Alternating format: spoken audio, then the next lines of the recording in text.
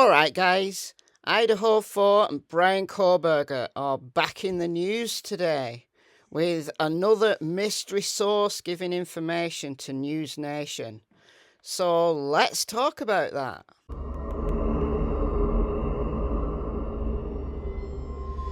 But first, this has also come back that Kohberger is being investigated for other similar crimes in Pennsylvania. Well, we talked about that ages ago.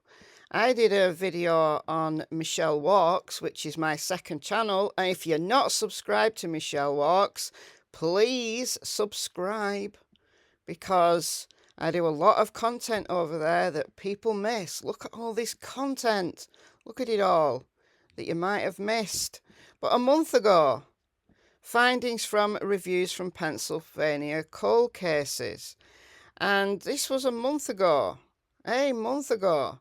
And there's 3 counties in Pennsylvania that have been investigating their cold cases to see if characteristics from those cases fit Kohberger's MO. In this report that I talked about a month ago, 2 district attorneys said, so 2 out of the 3 responded and said that they could find no evidence whatsoever that Bryan Kohberger had committed similar crimes in those counties that have been investigating that in Pennsylvania.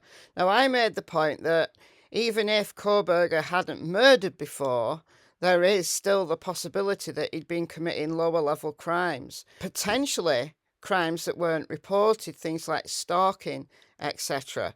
Right, stuff like that sometimes doesn't get reported. So I don't know why that's come back, but this is not the new news from those mystery sources. News Nation are reporting, and I'm not going to show you a clip because every time I put a News Nation clip on my videos, they copyright claim them. So I'm not going to do it today. I'm just going to tell you what they said. That police found an ID from someone connected to the murders in the home of Bryan Kohberger, and that he was also cyber stalking a victim for weeks before the killings. Now, we do know that as well. That has come out previously. So it's the ID that's the new thing. And Jennifer Coffendaffer, retired FBI agent, appeared on News Nation to talk about this. And she made a very, very good point that I'd missed.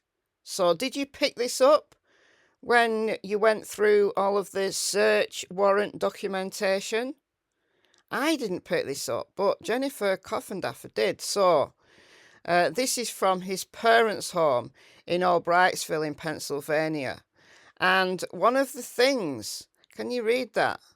One of the things that was picked up, ID, inside glove, inside box.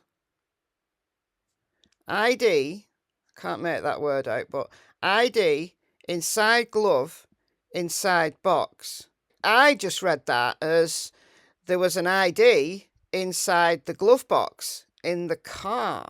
But no, this is from the home, because the address is here. This is not from his vehicle. This is from his home. And I just read it as inside glove box. I didn't appreciate the specific wording that this has been said. And I thought, well, so what if his ID, there's a ID like his driver's license or something inside his glove box? That may be where he keeps it. But this makes sense now. Inside glove, inside box.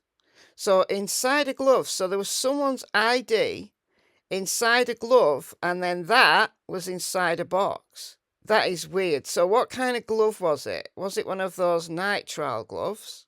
And he was like keeping it like secure, and then he put it inside a box? So whose ID was it? And if the way this can be interpreted is correct, then that is damning information. Now, we don't know whose ID it is, only that it's someone connected to the case.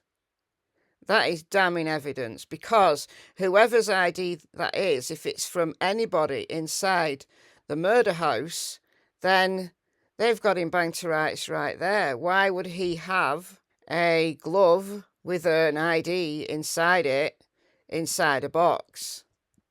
That is bizarre. Now, people on Twitter are raising some reasonable doubt here, so let's talk about that as well. If, and it's a big if, on the ID being connected to Idaho for people, say it's not Xana's because Ellie found it in her room. So, yes, they found Xana's ID in her room. But we all carry multiple forms of ID, so no, we can't say it's not Xana's. You might have multiple forms of ID. News Nation didn't say a victim, so that broadens the field to include survivors and beyond. Here's how we might defend it. Now, that's true. People are saying it's from a victim, but it could be anybody's ID from that house. But if it doesn't matter, because it still puts him inside that house. But this is interesting. I can think of a few ways he might try to explain having the ID, none of which are really believable though. But all the defence has to do is raise reasonable doubt in the jury's mind. For example, he might say he found it in a street, in a bar, wherever. He drove to the house to return it that night. The house was dark, so he went home. The next morning, he tried to return it again. Didn't see any activity in the house, so he went home again. Then later heard about the murders and hid it because he was afraid it might make him look guilty. No doubt he has lots of time on his hands to sit around thinking up of excuses for possibly having the ID and any other incriminating evidence law enforcement might have.